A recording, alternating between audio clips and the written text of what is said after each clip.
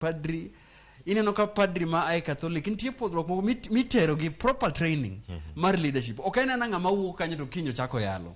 Kinyo chako bede altar. Nitie puonjruok moro mitero gi, nitie tiegruok moro mitero gi.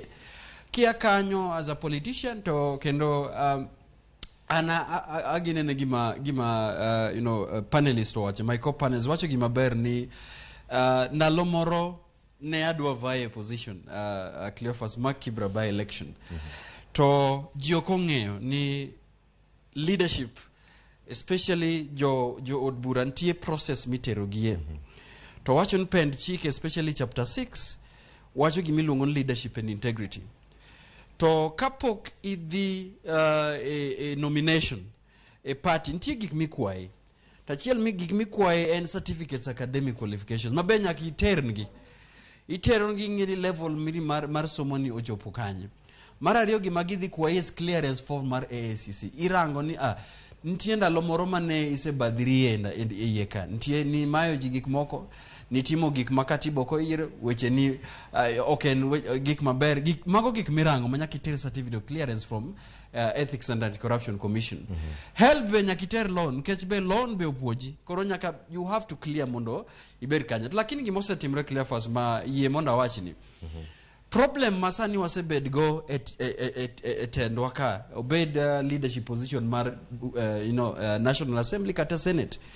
Gima timo wan kaka jopiny to bende our laws ok warang mna jotelo kende.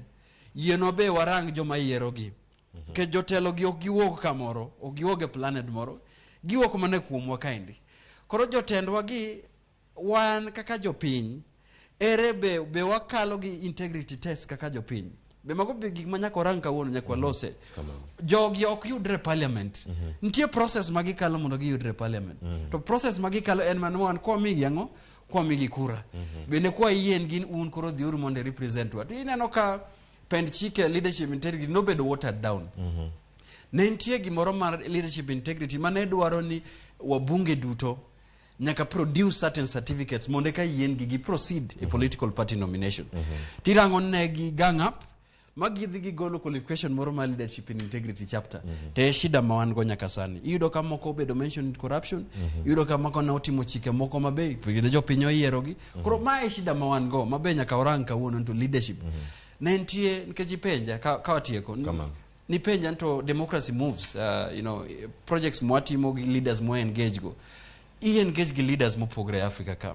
Kendo kirango mbesewa ma are occupying leadership position. Gin gi strict, they are very strict. Don't tie pinje moko ma ka ponono ni mention ni cases ma corruption in kendi may resign. To Kenya waka kibiro inyo ka jatelo wachon I rather die